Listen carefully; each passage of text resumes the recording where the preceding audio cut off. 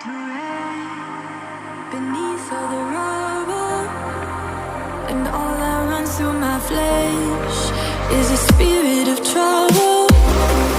Under moonlit sky, I'm desperate to feel more alive, alive.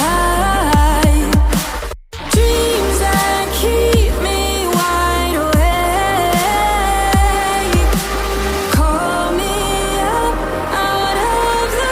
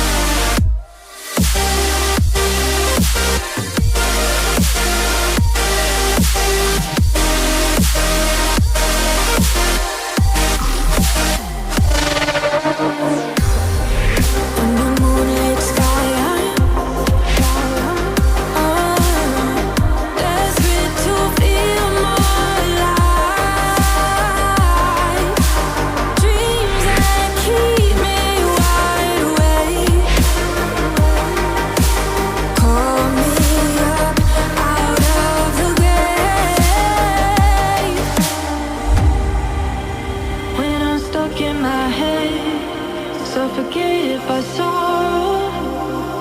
My bones start to disconnect. My soul becomes hollow.